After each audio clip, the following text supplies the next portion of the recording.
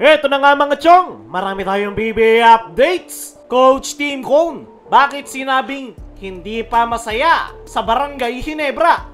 Ano nga ba ang nangyari sa naging tune-up game ng Barangay Ginebra kontra Blackwater Bossing? Ngayong araw nga mga chong, September 26, ay ang pangalawang tune-up game ng Barangay Ginebra kung saan nakatapat naman nila ang Blackwater Bossing. Nitong mga nakalipas nga na araw mga chong, unang kinalaban ng Ginebra sa kanilang tune-up game ay ang Terra Firma Jeep sa isang convincing win. At ngayon, na nakalaban naman nila sa tune-up game, ang Blackwater Bossing ay nasubukan nga ang Barangay Ginebra dahil pumalag nga ang Blackwater kung saan itong si Cedric Bearfield at kanilang rookie na si Dal Panopio ang trumabaho para sa Blackwater. Ang dalawang yan nga mga chong, yung nagpahirap sa Barangay Ginebra, si Cedric Bearfield, ay expected na talaga na bubuhat ng Blackwater.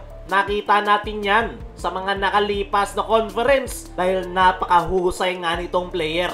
Pero ito ngang si Dal Panopio, yung nanggulat sa Barangay Ginebra kung saan napakataas nga ng kanyang basketball IQ. Malawak ang court vision at agad na nakitaan ng leadership para sa Blackwater Bossing. Pagdating naman sa Barangay Ginebra ay ginamit ngang muli ni Coach Team yung kanyang mga bagong players kung saan binigyan niya ng quality minutes itong si Sunny Steele. Grabe nga yung sipag ng nasabing Ginebra rookie sa loob ng painted area. Pero yung kapansin-pansin nga ay mas pinagfo-focus siya ngayon ni Coach Team sa perimeter jumper. Masyadong ang maliit itong si Sunny Steele para sa front court position. Sa tune-up game ay nakakasabay ito, pero pagdating ng mga official games ay paniguradong mahihirapan si Steele, lalo na kapag nakatapat nila yung mga kupunan na may mga naglalakiyang big man.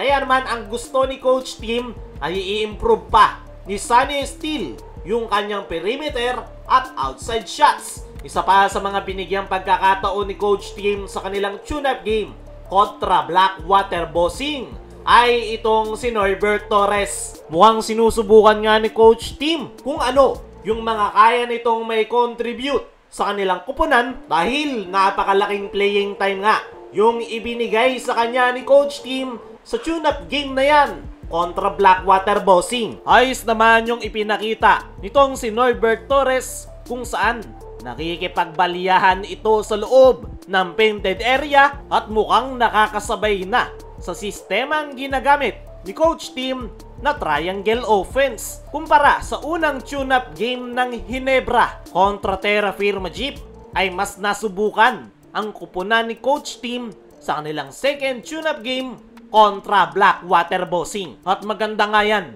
para sa Barangay Ginebra dahil kailangan nga nila ng mga close tune-up games para makita kung ano yung mga problema na kailangan nilang magawan ng paraan. Sorry kung limited lang yung footage na ating maipapakita sa tune-up game ng Ginebra kontra Blackwater Bossing. Kaya mga chong, ano ang masasabi nyo sa naging tune-up game ng Ginebra kontra Blackwater? Comment mo lang dyan sa ibaba. Dumako naman tayo dito sa kabilang balita. Coach Team Cone, bakit sinabing hindi pa masaya sa Barangay Ginebra? Todo na nga yung paghahandang ginagawa ng Barangay Ginebra para sa paparting na panibagong season. Nitong mga nakalipas na araw ay naisagawa nila yung kanilang first tune-up game kontra Terra Firma Jeep. Nagawang manalo ng Barangay Ginebra sa isang convincing win matapos nilang tambakan ang Terra Firma. At kaninang umaga ay yung kanilang second tune-up game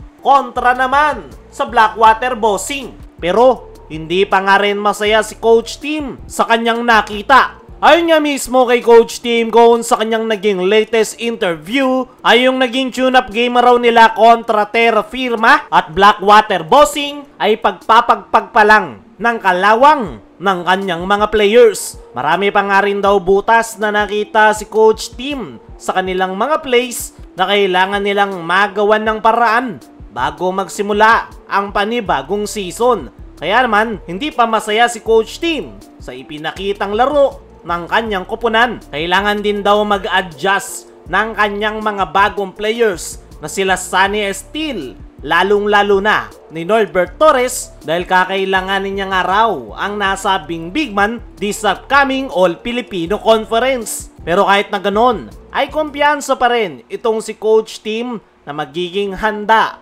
yung kanyang koponan bago yung kanilang magiging debut game. Pero as of now, focus nga raw nila na may integrate sa kanilang sistema yung mga bagong players na nadagdag sa kanilang koponan.